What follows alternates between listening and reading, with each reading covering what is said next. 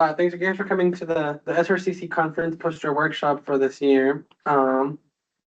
So then whose first time is it doing the SRCC? Okay, so a good chunk of us. Okay, so let's go ahead and move on. So for printing, I don't know why these are not capitalized. They were capitalized earlier. Anyways, but I'm with Production Services, so we're located downstairs in room 123, next to that computer lab. This is some of our information. If you need anything, you can feel free to either shoot us an email, give us a call, or come see us in room 123 here in the GSSE.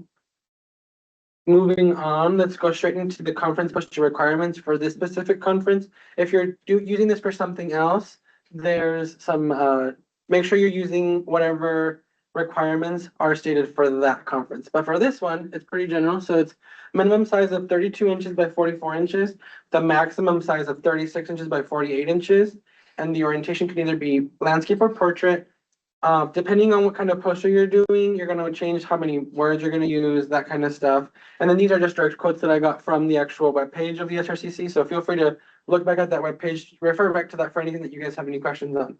Here's that picture of that template, just so you guys kind of get an idea of what a conference poster kind of looks like. And so moving on, here are some words of advice. What we're going to talk about for the actual design elements, they're just a good rule of thumb, but they're not necessarily you have to do it this way or your poster is not going to look very good or it's going to be bad. These are, with anything creative, these rules are meant to be broken. So you got to find what your poster needs and make it appropriate to match your content, right? And that's basically all this is saying. So moving on, we got to know our purpose. Our purpose for this conference poster or whatever you're trying to show is going to be to display your information in the most visually appealing and simple, concise, easy to follow kind of way. With that, there's those three elements that kind of go into it, which are just the general design principles, typography, and visual elements, which with that kind of stuff, it's color, that kind of stuff. Moving on to the design principles, we have to have something that's simple and clear, keeping some of the text minimal. Obviously, some stuff has to be put on there for the sake of content and actually getting to understand what's on the poster.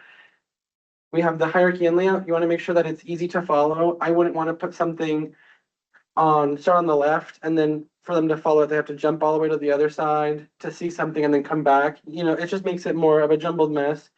And then color theory. You want to use things that are going to complement each other. You don't want to pick colors that clash or colors that look too similar for your text and background, because then nobody's going to see what you're trying to say, right? For some typography tips, you can't use too many fonts in a set space, otherwise it's going to get messy and jumbled, and it just starts looking like there's just a bunch of stuff on the page and it's really hard to read. Same thing with choosing something that's legible. If you choose something that's like, for example, on that yellow one, if you choose something that's kind of hard to read and then you said that with something else that's hard to read, it just makes for a really difficult time to comprehend the information on your poster. You gotta find legible fonts and pair them with something that complements them, so they're not hard to follow with the eyes. The whole concept of this is just to make sure people can clearly get your information. For some visual elements, you want to incorporate the highest resolution graphics, images, and charts just to get your message across. So some of these graphics you want to choose to include, you might have to think if it's starting to look too crowded, does this visual need to be on here? Is it actually adding to my point, or is it just taking away space I could use to actually get my point across? That kind of stuff. For branding, there's these two, and there's also the SRCC logo. I just don't know where they usually keep it. I think it's going to be, you're going to find it in that same webpage. But there's these two logos that you could put on the either just somewhere on there, just so you kind of have something that's more affiliated to something. Some departments have a general one for their actual department. I work here at the library, so that's mine, the Golden Library or Golden Student Success Center. And find a logo, put it on there, just so it'll be more unified, and you don't want to get deduct any points for being like unbranded, you know. Moving on, I have some bad examples of conference posters. I've actually seen conference posters like this displayed before, and it just doesn't look very good, so try to steer clear. This is something I made. I've seen posters that look just like this. If not even worse sometimes. But there's nothing to follow. It just looks like, you copied over the information and threw it on there. There's a lot of empty space. Not really something you want on a conference poster. The title is really small. It's just really hard to see everything. Everything looks like it wasn't even attempted to be formatted. And I guess this is better than nothing, but with what we talked about, now you guys know a little bit about what to look for, right? This isn't like a terrible example, but it's still hard to see. I found this one online. I don't know who Colin Harrington is, but it looks just kind of hard to read with the weird tilting of the title, the star background. There's a lot of graphics that just don't really need to be on there. Like with the colors don't need to, it doesn't need that many colors to begin with, It just makes it hard to see. And it's also not very clear how to follow it since you kind of have to go sideways and then down versus having either clear columns or clear like left to right the whole time, Here are some better examples. This is something I made just so you can see kind of something that what it looks like. This is from one of my researches for my senior year in my undergrad. So I just kind of pasted my information on here, so none of it actually makes sense. So don't try to read it. But it looks good, nice, right? So if I was presenting this, it's pretty clear where I want you to see, what I want you to look at, where I want you to go, and it kind of has a little bit of elements of ENMU, some green stuff. This is something I made forever ago, just like as an example. So I haven't changed the logo since we got the new logo, but you get the gist. And then this one is one that I stole from the SRCC last year. So this is Morgan Gallegos' poster, and I picked this one because it was really different than the rest of them, but it was still very clear as to what she was trying to show. This one doesn't have a logo, so just put a logo on there. But it's pretty easy for everything to kind of have the same green kind of theme. And then at the conference, it's really easy just to be like, okay, well, I saw 30 posters that were ENMU green, which is not to say not to use ENMU green, but just think of something that'll make it pop more than me just seeing a color and then me walking by and being like, well, another green one, like that's all I can see. Does that make sense? So now let's move on to some poster design methods.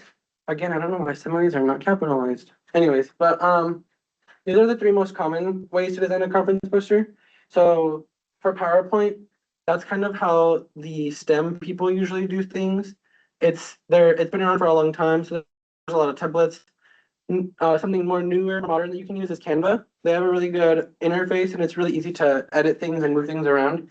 And then there's Adobe Illustrator, but you have to kind of have a knack for that. It's kind of challenging. There's a big learning curve. So if you've never used that before, I'd go with the other two, right? The most important thing that you take away from this workshop is to make sure you're setting it up to the right dimensions. So just as a refresher, those are the minimum and the maximum for this one, all that information. But if it's not at this size, if it's smaller, it's really hard for us to size it up to print, right? Since I can't create pixels that don't exist. I can shrink pixels if there's too many of them and some of them will disappear, but I can't add resolution to an image if I'm not given the resolution. Does that make sense? So always make sure you're going for the most beneficial method, which is getting exactly the size that you want it printed at already. So it's that resolution.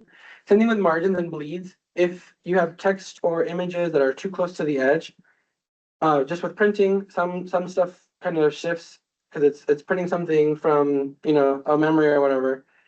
Make sure your important information isn't too close to the edge. Otherwise, it's gonna look like it's either falling off or something. Maybe a word might get cut off or something. I don't know. But just to be on the safe side, add a little bit of a margin for some bleeds.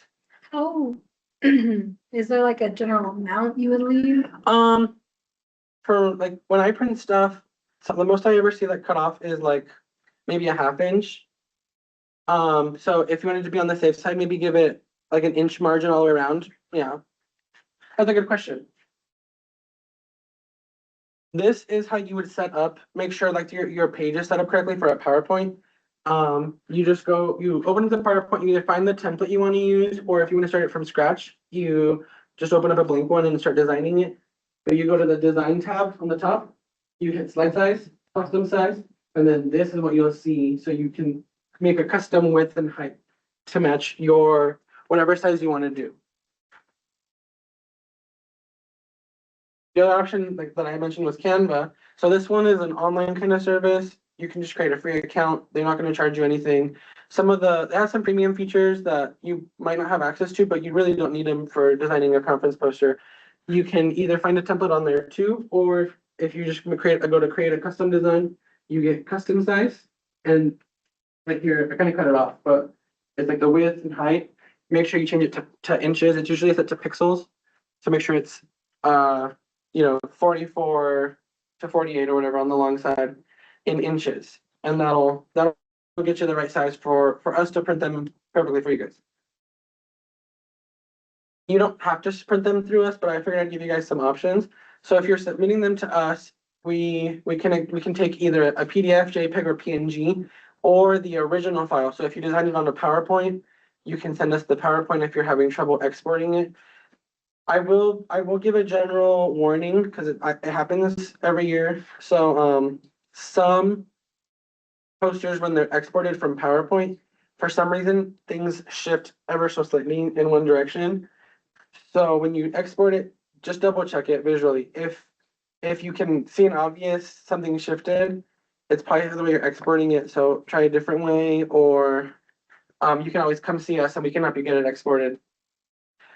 Or you can either email it to us at the portalis.gssc.productionservices@enmu.edu. You can make it on a flash drive. You can upload it to a OneDrive or Google Drive and email the link to that. There's another option too. If you guys grab my business cards, at the bottom it's our webpage, and there's a form you can fill out and send that in there. I just need all the information on it. So if the SRCC, it's for the SRCC said they're paying for all of the posters that you guys print. They're paying for one print, not any reprints. So make sure what you submit is the final draft. But there's a form on there where you can submit everything, and I just need to know if you want it laminated and the actual size you want. That way, if what you turn into me is a little smaller or like something's not adding up, I will contact you guys and let you know, hey, you said you wanted it this size, but the file I got wouldn't print out that size. Like, what do you want me to do? And I can help you guys or whatever. For payment, like I said, SRCC is paying for them. You can just state that it's for the SRCC. I obviously know what, like, you guys will all be paying, like, putting them in for the SRCC.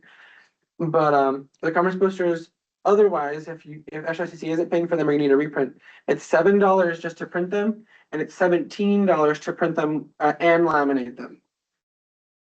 We only take cash or check unless we're charging a department. So that with that, we need the account and index code.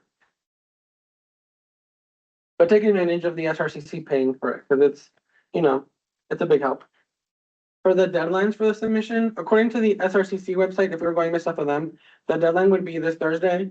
But I don't really need that much time for printing all of this stuff. So the deadline for us to be able to print them for sure. That's not to say that we can't do it later, but I'm gonna give you guys like a stern look because I warned you guys. But the latest I'm able to print them is going to be March 31st for sure.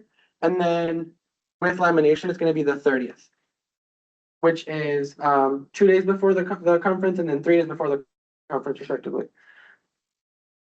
Lastly, just some final tips. Have other people proofread. Ask your advisors for just proofread checking. Make sure your content is all adding up. Make sure you don't have any grammar issues. That kind of stuff. Your friends can look it over for how clear it is or overall look. It's really easy for us to stare at it for so long that we start to fix things like subconsciously. We're like, oh, this looks fine. And then when somebody else looks at it, you get like a refresh of some eyes who haven't been looking at the same poster for 6 or 7 hours, whatever. Make sure it's accessible. You don't want to choose stuff that's like that. Have some considerations with color blindness. Some people might not be able to read specific fonts, that kind of stuff. Ensure that everything is just visually clear and easy to understand.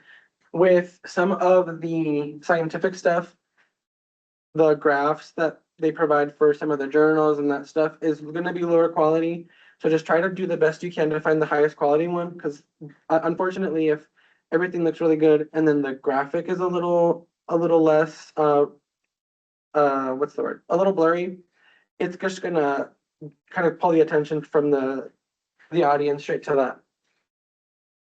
But other than that, do you guys have any questions?